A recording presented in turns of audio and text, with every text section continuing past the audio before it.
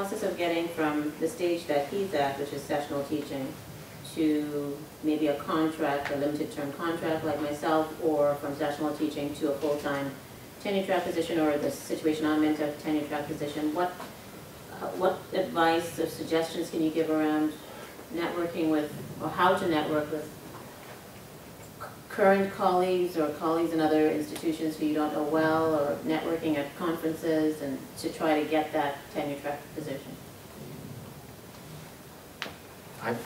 I've never met any senior scholar in my area who's been anything but incredibly supportive.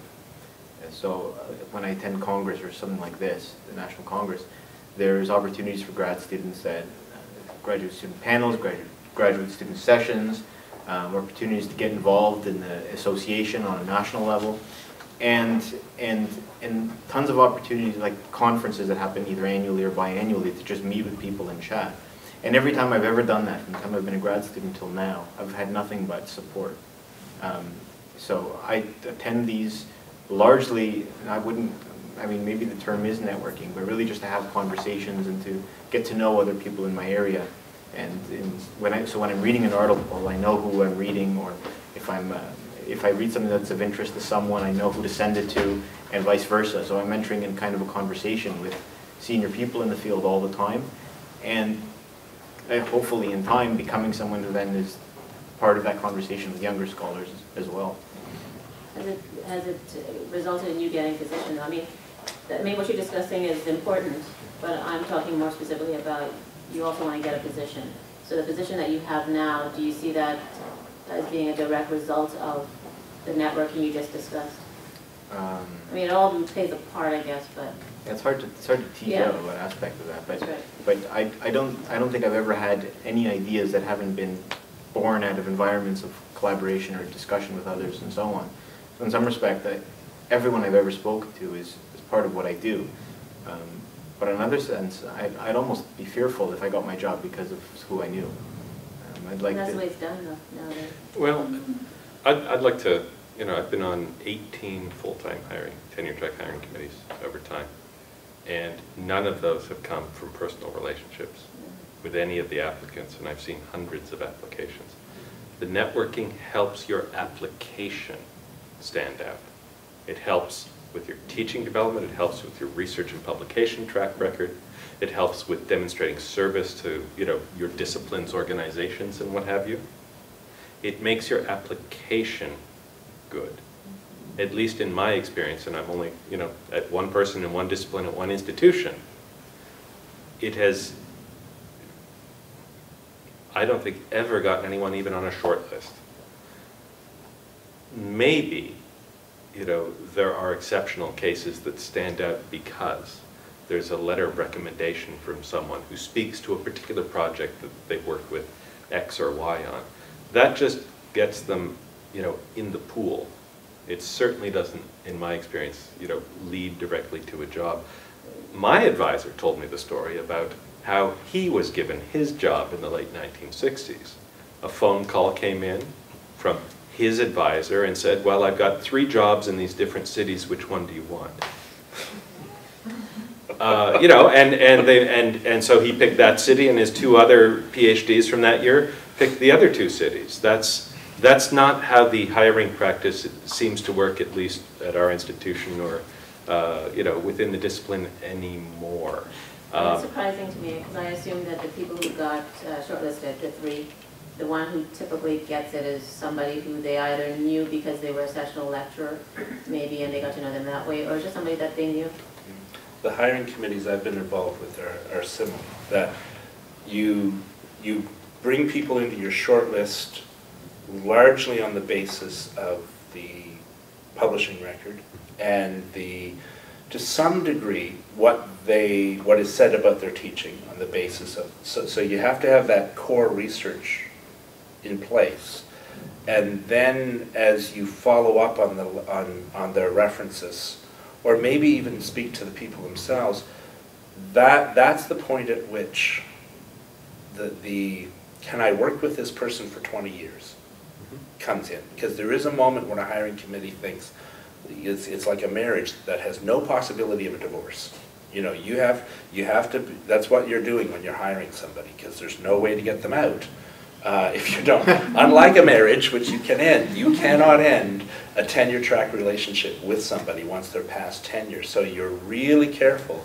The core research has to be in place, and then there's the, have you become a kind of person who can work with other people and make that apparent when you meet them. That's a much more, but it's not networking. It has to do with something about who you are as a person who can sort of work with the colleagues that you see before you. Mm-hmm. And I do remember interviewing somebody who literally within 10 minutes of coming off the plane, we all had realized, oh my gosh, we won't be able to work with this person. And then we had 2 days of interviews to go through, and it was not a happy moment. So there is a part of the hiring process that's not related to research. The research has to be there, and then there has to be the collegiality that you're willing to step up to. And I really don't have any sense of how that's, you know, how does the person become the person who gets hired? I don't know. It's a good point. In fact, I'd add that I was on a hiring committee as a graduate student before coming here for another position, another place. And when it came down to the vote, one of the members of the committee didn't vote because they knew the person. Mm-hmm. So you really shouldn't be getting positions based on who you know. Mm-hmm. But knowing people is really nice. Networking is good for all these other reasons, but I don't really think it'll get you a job, at least directly. I would also just add to this that there's, and in part this is what you're talking about too, David, there's a question of fit. You know, what's your fit like? And some of that is collegiality, and some of that is research expertise. Some of that is sort of pedagogical approach. And you know, depending on how they're crafted, some job ads will signal a fit because of a certain phrase or the way they put language in the job ad or the way in which they describe, you know, themselves, the department, the program, or what have you. And after applying as a graduate student or ABD and then, you know, with a new PhD, you know, when I think of all of the jobs I applied to, that looking back, I was not a good fit for any of these jobs. Mm-hmm. At a general level, I was trained in that area. But, you know, parsing the ad more carefully, when the ad came up for the job I happen to have now, in fact, I didn't even see the ad. This is how long ago it was, it got faxed to me rather than PDF'd on an email attachment. The guy wrote, "This sounds like you." You know, and I got this job ad, and it turns out it really did. I mean, I've had some successful interviews and been offered some other jobs too, but there's something about, you know, fit perhaps that I don't know what it's like, you know, for anyone else up here, but you know, sometimes you come across a job ad, if they ever get published, right, that's a good fit. I think I have a shot at that, rather than sort of applying more generally for anything in the discipline. Yeah, going back to what I said before, I'd like to think that I got a job on the merits of what I had done. And I got hired ABD, so I had to then rush and finish and defend before this past 2 Julys ago, because I was hired and was very close, but not close yet, enough to have finished. And at the interview, I made certain statements that I thought were actually quite bold. I mean, but they were who I was, and I decided that I was going to go to this place and be honest. And if they wanted me, then they would get me. They wouldn't get a fake me they wouldn't get interview me. They'd get real me. And it was a fit. And I feel like I fit where I am very, very nicely. And I think if I had been less authentic or less myself, they may not have liked me, and all the rest. You know, there have been other consequences to that. You can sort of feel that out in the interview process. Yeah. You know, where something's not quite meshing. There's conversation about them being this way, but you've seen no real connection with it. Yeah.